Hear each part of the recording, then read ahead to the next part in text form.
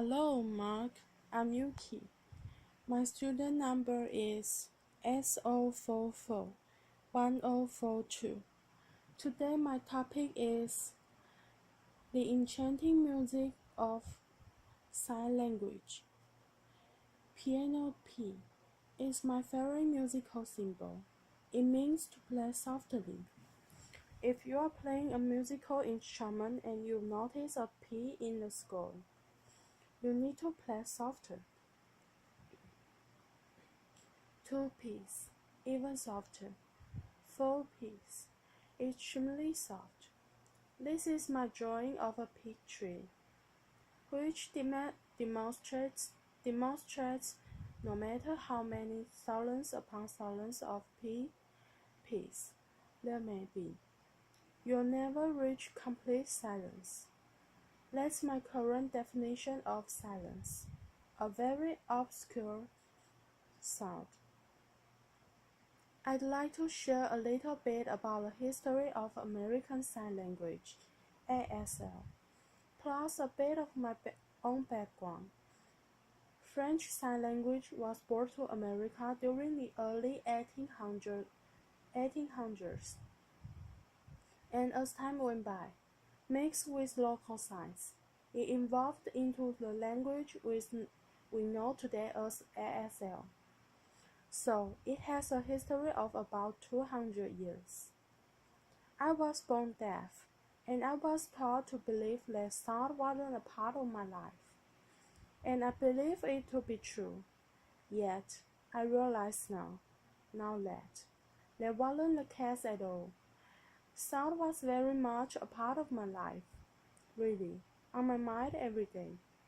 As a deaf person living in a world of sound, it's as if I was living in a foreign country, blindly following its rules, customs, behaviors, and norms without ever questioning them. So, how is it that I understand sound? Well, I watch how people behave and respond to sound.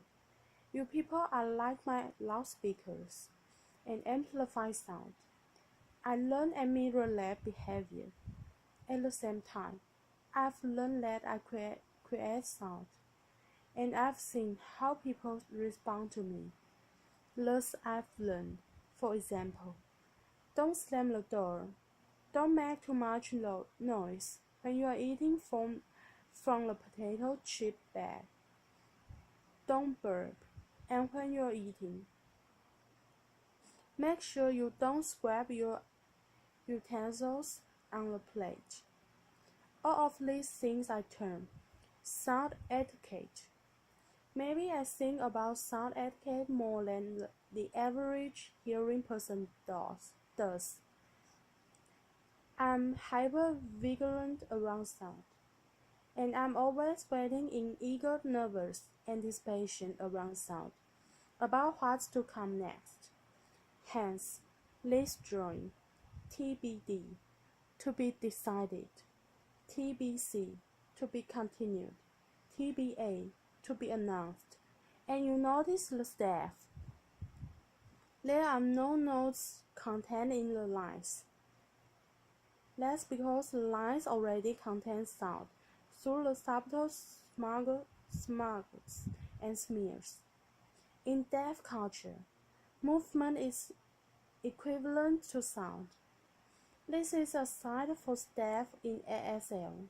A typical staff contains 5 lines.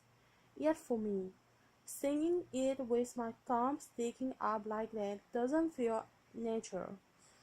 That's why you'll notice in my drawings, I stick to 4 lines on paper. In the year 2008, I had the opportunity to travel to Berlin, Germany, for an artist residency there. Prior to this time, I had been working as a painter.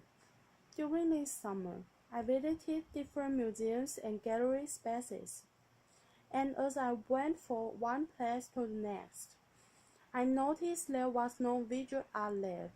At that time, sound was trending, and this struck me. There was no visual art. Everything was auditory. Now, sound has come into my art territory. Is it going to follow distance me for art? I realize that doesn't have to be the case at all. I actually know sound. I know it so well that it doesn't have to be something just experienced through the ears. It could be felt texturally, for experience as a visual, or even as an idea. So I decided to reclaim ownership of sound and to put it into my art practice. And everything that I had been taught regarding sound, I decided to do away with and unlearn. I started creating a new body of work, and when I presented this to the art community, I was blown away with the amount of support and attention I received. I realized sound is like money, power, control, social currency. In the back of my mind, I've always felt that sound was your thing, a hearing person's thing, and sound is so powerful that it could either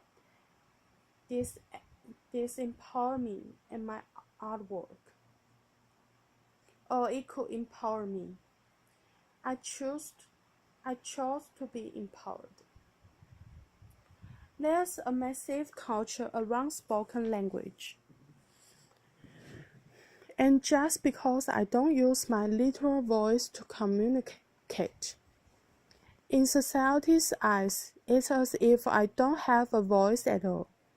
So I need to work with individuals who can support me as an equal and become my voice. And that way, I'm able to maintain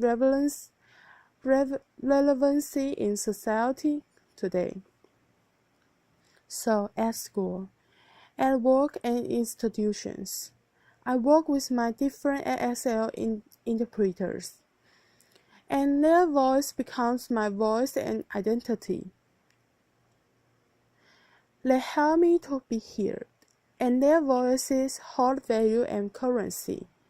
Ironically, by boring out their voice, I'm able to maintain a temporary form of currency, kind of like taking out a loan with a very high interest rate.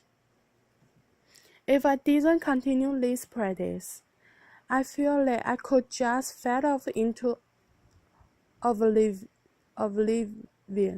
and not maintain any form of social currency. So, with sound as my new art medium, I dive into the world of music, and I was surprised to see the similarities between music and ASL.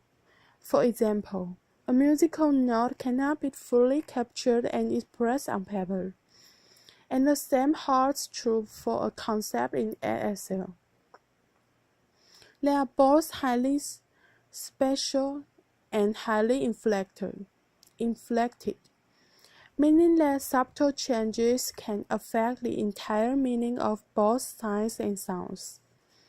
I'd like to share with you a piano metaphor to help you have a better understanding of how ASL works.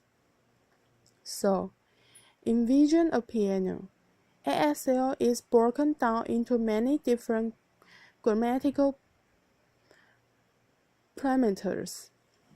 If you assign a different parameters to each finger as you play the piano, such as facial expression, body movement, speed, and shape, and so on. As you play the piano, English is a linear language, as if one key is being pressed at a time. However, ASL is more like a chord. All 10 fingers need to come down simultaneously to express a clear concept or idea in ASL. If just one of those keys were to change the chord, it would create a completely different meaning. The same applies to music in regards to pitch, tone, and volume. In ASL, by playing around with these different grammatical parameters, you can express different ideas. For example, take the sign to look at. This is the sign to look at. I'm looking at you, staring at you. Oh, busted. Uh-oh, what are you looking at? Oh, stop. I then started thinking, what if I was to look at ASL through a musical lens? If I was to create a sign and repeat it over and over, it could become like a piece of visual music.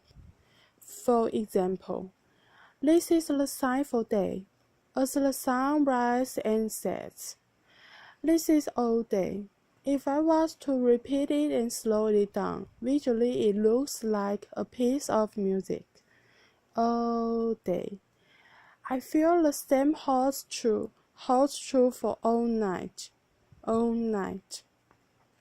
This is all night, represented in this drawing. And this leads me to thinking about 3 different kinds of nights: last night, overnight, all night long. I feel like the third one has a lot more musicality than the other 2. This represents how time is expressed in ASL and how the distance from your body can express the changes in time.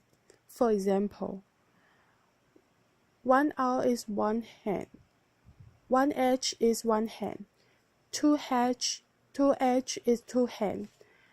Present tense happens closest and in front of the body. Future is in front of the body and the past is to your back. So, the first example is a long time ago, then past, used to, and the last one, which is my favorite, with the very romantic and dramatic notion to it. Once upon a time. Common time is a musical term with a specific time signature of 4 beats per measure. Yet, when I see the word common time, what automatically comes to mind for me is, at the same time, so notice, RH, right hand, LH, left hand. We have the staff across the head and the chest. I'm now going to demonstrate a hand shape called a flash claw. Can you please follow along with me? Everybody, hands up. Now, we are going to do it in both the head and the chest, kind of like common time, or at the same time. Yes, got it. That means to fall in love in international. International, as a note, is a visual tool to help communicate across cultures and sign languages around the world. The second one I'd like to demonstrate is this. Please follow along with me again. And now this. This is colonization in ASL. Now the third. Please follow along again and again. This is enlightenment in ASL. So let's do all three together. Fall in love, colonization, and enlightenment. Good job, everyone. Notice how all three signs are very similar. They all happen at the head and the chest, but they convey quite different meanings. So, it's amazing to see how ASL is alive and thriving, just like music is. However, in this day and age, we live in a very audio-centric world, and just because ASL has no sound to it, it automatically holds no social currency. We need to start thinking harder about what defines social currency and allow ASL to develop its own form of currency without sound. And this could possibly be the step to lead to a more inclusive society. And maybe people will understand that you don't need to be deaf to learn ASL. Nor do you have to be hearing to learn music. ASL is such a rich treasure that I'd like you to have the same experience. And I'd like to invite you to open your ears, to open your eyes, take part in our culture and experience our visual language. And you never know, you might just fall in love with us. Thank you.